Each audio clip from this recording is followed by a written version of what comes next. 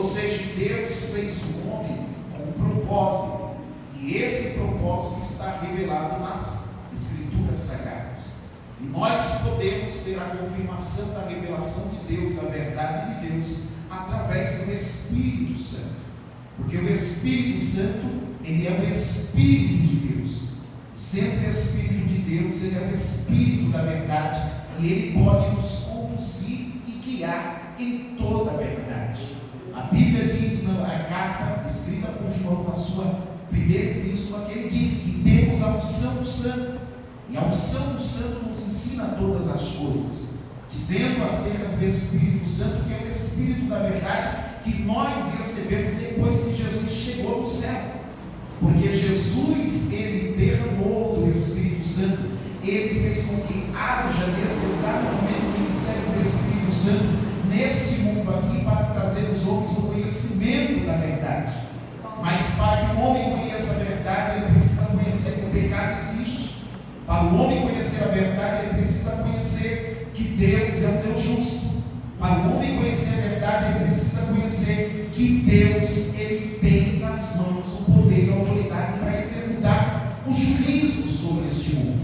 E aí todos os homens são conclamados a observar o livro do Apocalipse como o fechamento das Escrituras Sagradas.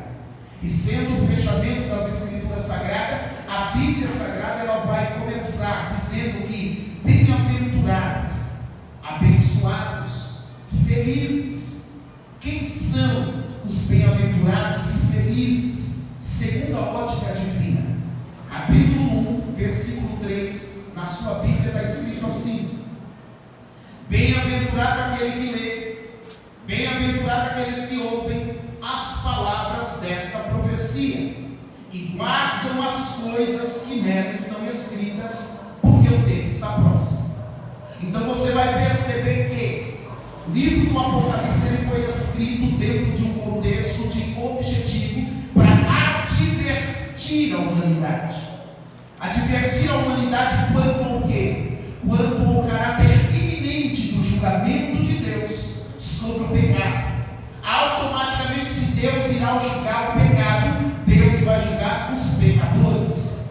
E Deus não fez o homem para ser lançado no inferno. Deus fez o homem para viver eternamente. Este é o projeto de Deus, este é o propósito de Deus ao fazer o homem à sua imagem e semelhança. Mas para que esse homem alcance o objetivo traçado pelo Criador, a sua criatura, ele vai precisar manifestar esses requisitos aqui. Qual é o requisito, pastor? Bem-aventurado, diz o texto, é aquele que lê. Em outras palavras, irmãos, se eu volto no passado, lá para o primeiro século, a capacidade de leitura de uma pessoa não era da maioria da população. Nem todo mundo sabia ler, nem todo mundo tinha acesso a escritos, nem todo mundo tinha acesso a livros. Acessar livros, acessar escritura, acessar registros eram para poucos, e ler também eram para poucos. Mas a Bíblia Sagrada do Evangelho ela não é uma doutrina voltada somente a uma elite pequena que sabe ler, não. O Evangelho não é somente para aquele que tem acesso à literatura, não. O Evangelho não é apenas para aqueles que têm acesso aos manuscritos, não. O Evangelho também são para esses, porque esses, eles têm por viés procurar examinar, eles têm por viés procurar escrutinar, ou seja, no sentido de procurar a fundo entender. Mas essas pessoas que se dedicam ao estudo, elas podem ser felizes e abençoadas se elas não ignorarem também o livro do Apocalipse. Porque o homem pode estudar tudo, filosofia, pode estudar geografia, pode estudar história,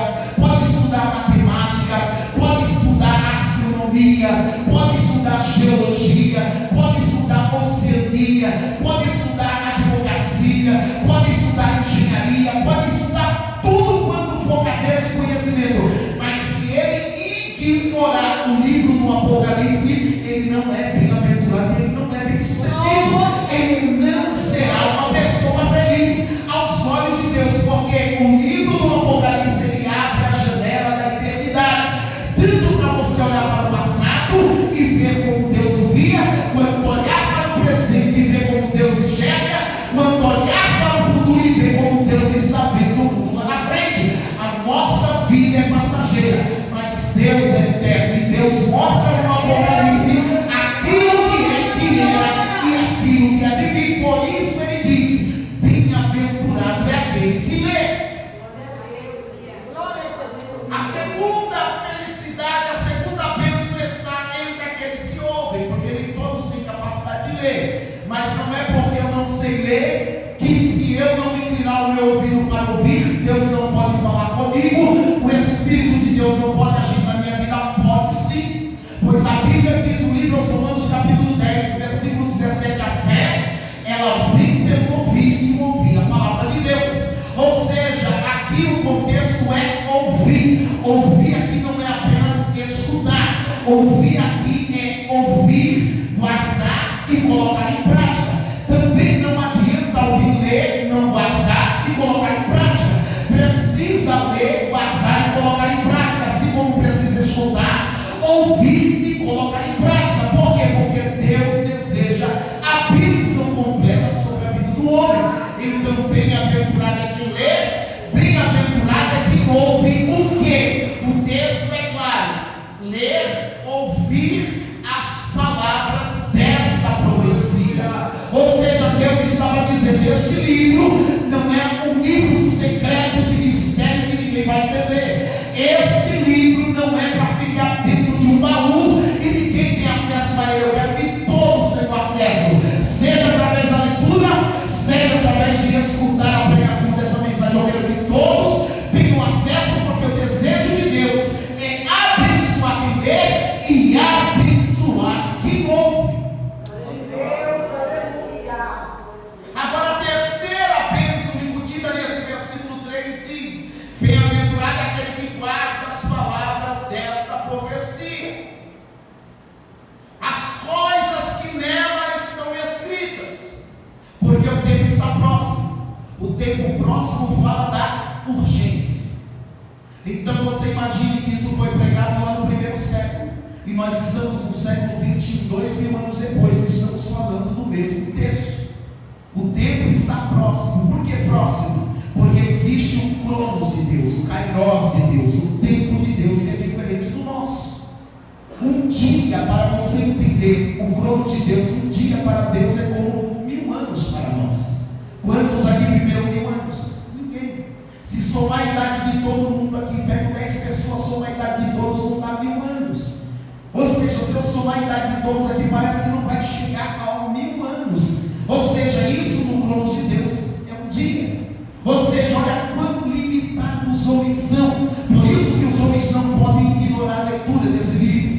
Por isso que os homens não podem ignorar e fechar os seus ouvidos ao ouvir o que está escrito nesse livro. Por isso que os homens não podem ignorar e dispersar, ou desperdiçar, ou lançar fora e não deixar no seu coração entrar as palavras do livro dessa profecia. Por quê? Porque o tempo está próximo. Ou seja, Deus tem pressa que os homens ouçam, guardem essa palavra e coloquem em prática, para que possam estar na sua presença.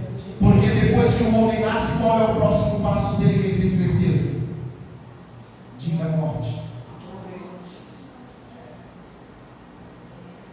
Todos nascem. Quantos anos? Ninguém sabe quantos anos vai viver. Ninguém nasce para morrer. Todos nascem para viver. Mas o pecado, ele tem salário. E o salário do pecado é o quê? A morte. Quando uma criança vem ao mundo, ela traz vida, traz alegria, traz esperança. Mas vai chegar um momento que você vai ter que dizer para ela assim: olha, um dia você não vai ter papai, e um dia você não vai ter mamãe, um dia você vai ter que partir. E quando você fala isso para uma criança, ela parece que não entende. Quando você fala isso para um adulto, talvez o adulto também não entenda. Mas quando se fala isso para um crente, o crente ele precisa entender de que a morte, ela não é o fim, de que a morte, ela é um passo na eternidade, na presença de Deus. É por isso que a segunda bem-aventurança registrada em Apocalipse é: bem-aventurados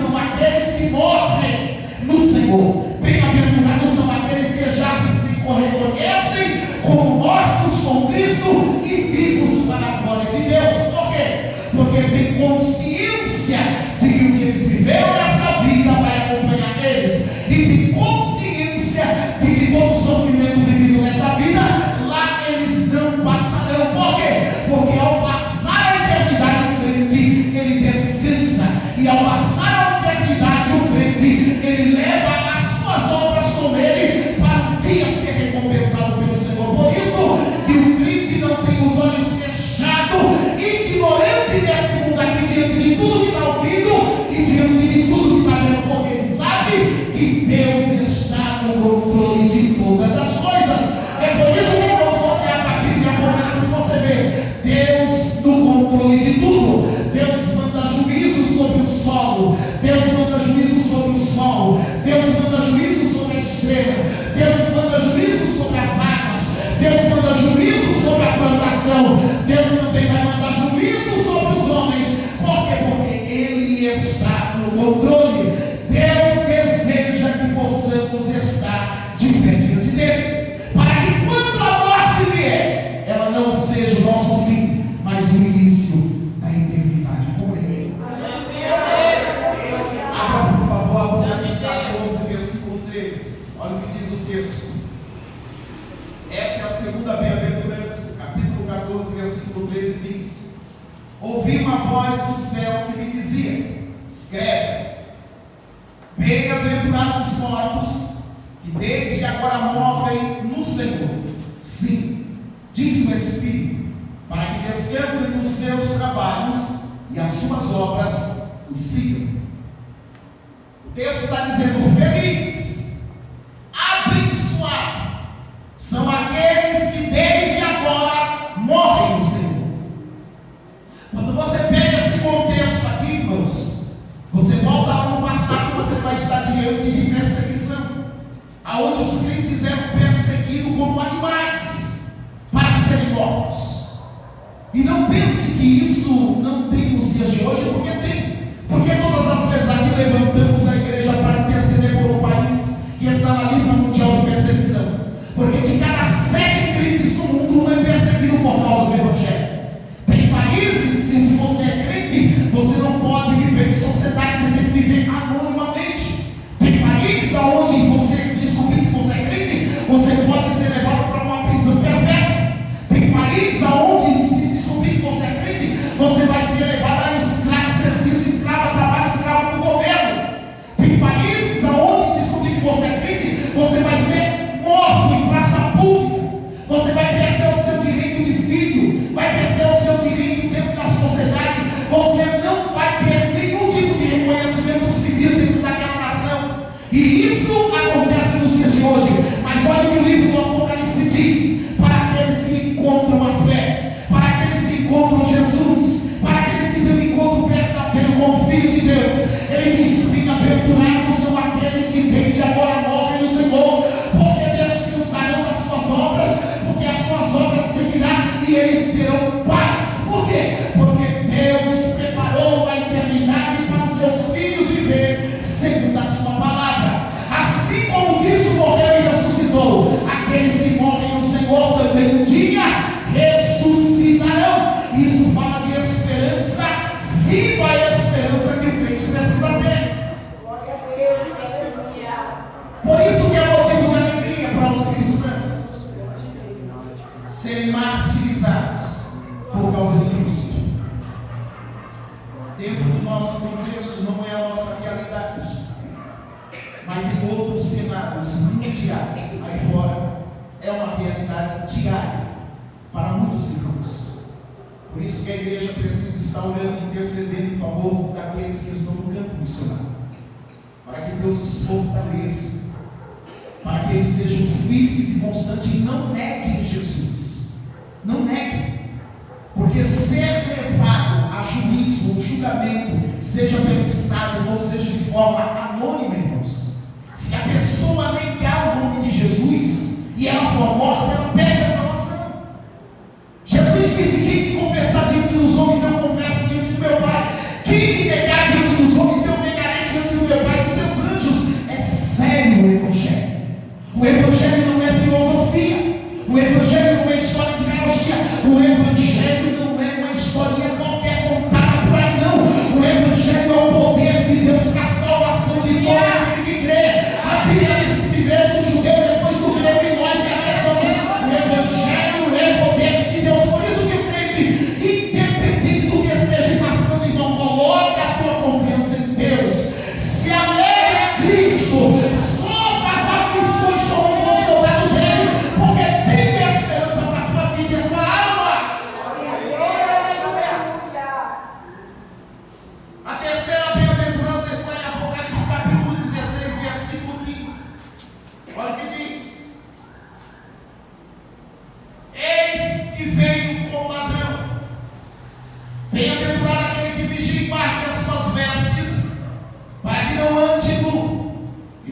vejam as suas vergonhas. Esse capítulo 16, versículo 15, ele faz alusão. E aqui Cristo está sendo representado figurativamente como ladrão. E esse texto ele se aplica diretamente à igreja que está aguardando o arrebatamento. E aí os irmãos percebam que aguardar o arrebatamento não é de qualquer jeito, não é de qualquer maneira. Nós passamos agora por essa campanha que falou sobre Mateus capítulo 25, das 10 virgens, as loucas e as prudentes.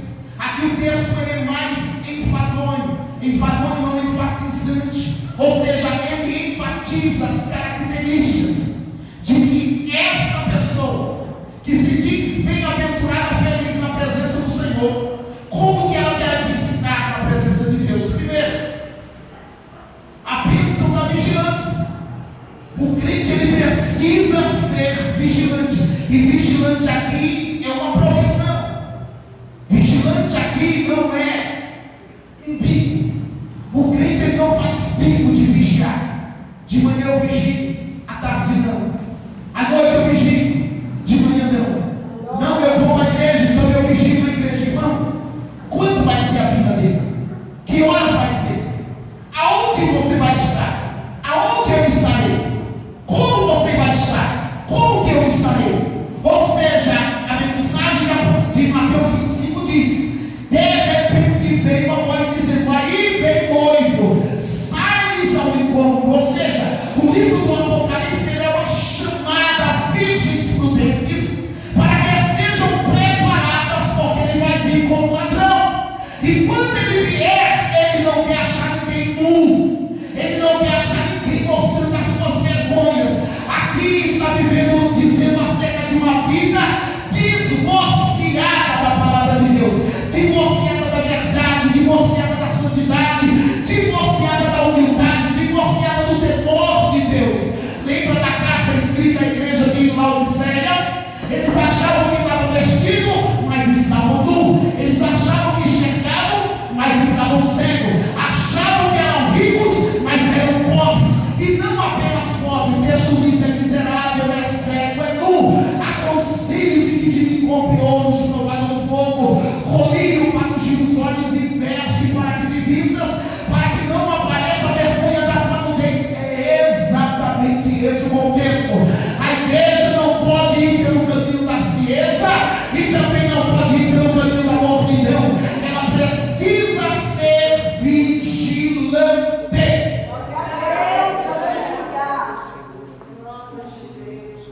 Precisa viver uma vida de santidade e precisa aprender a adorar a Deus em espírito e em verdade. Aonde, pastor? Qualquer lugar.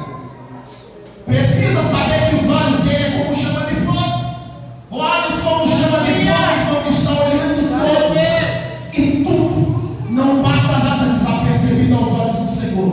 Deus conhece a minha vida por dentro e por fora. Deus conhece o teu pensamento. Deus conhece a intenção do teu coração. Deus sabe o que você vai falar antes de você dizer. Ou seja, logo os homens não podem querer enganar a Deus, porque quem pensa enganar a Deus engana-se a si mesmo. Logo o homem não pode ser conduzido pelo desejo da sua carne, porque o pecado tira a sensibilidade à voz de Deus e à voz do Espírito Santo. É por isso que o texto diz: ouça a palavra dele, dai ouvido à voz dele. Aquele que tem ouvido, ouça, porque o Espírito está falando às igrejas. E o que ele está dizendo? Eis que venho como ladrão. Ou seja, o dia, o mês, a hora e o ano, você não sabe. O que você sabe? Você precisa estar preparado.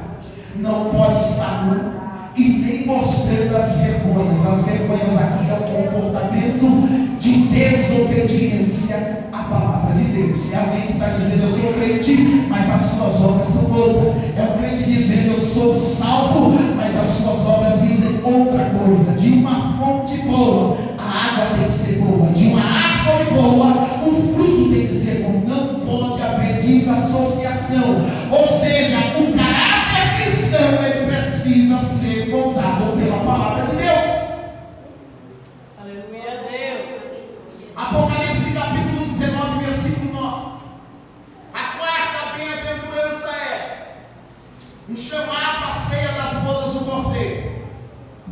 significa, irmãos? Presta atenção.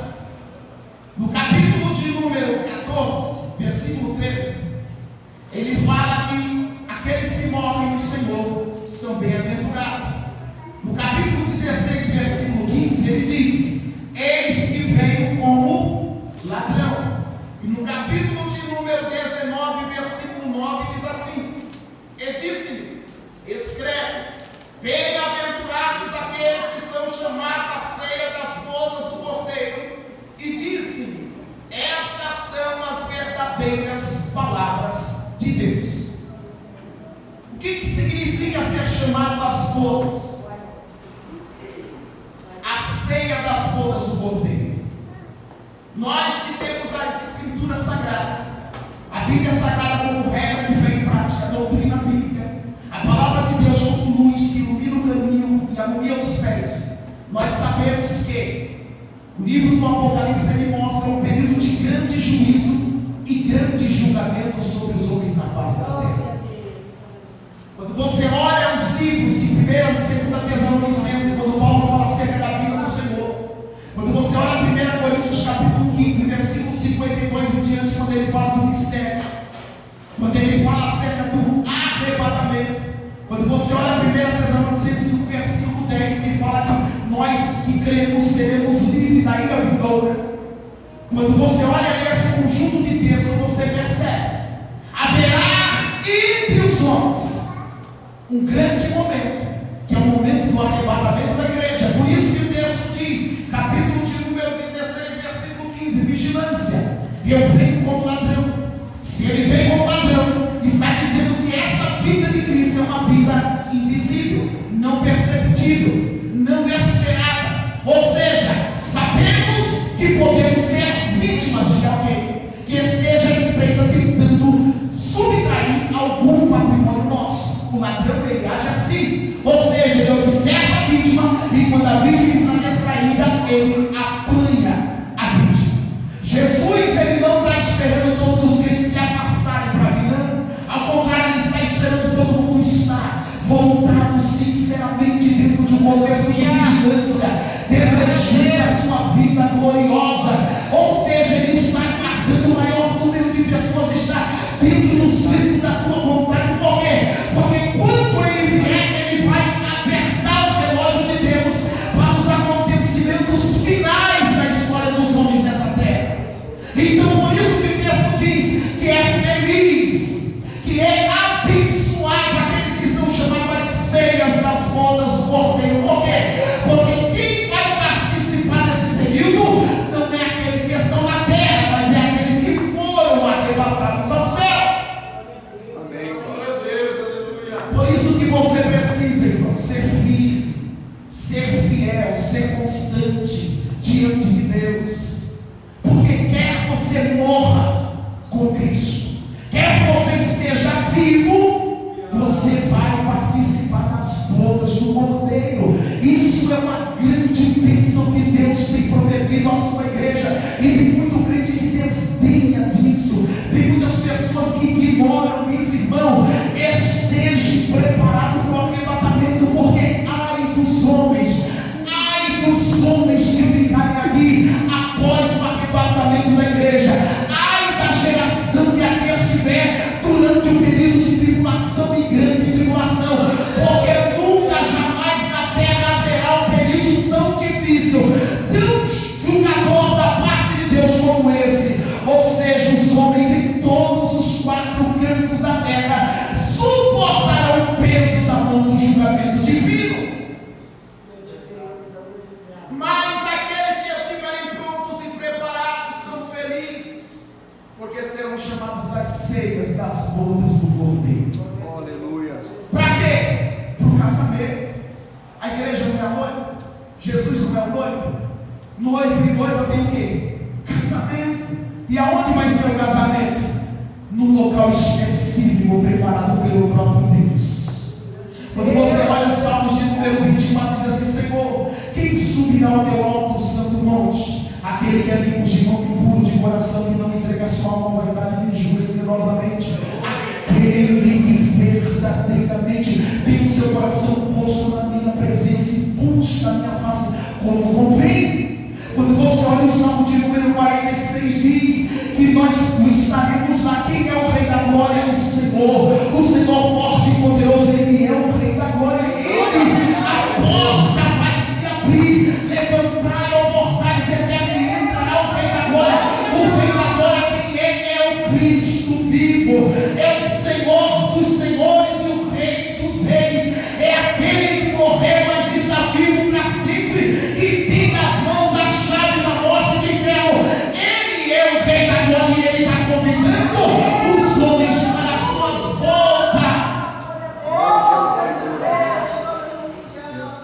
Se a minha face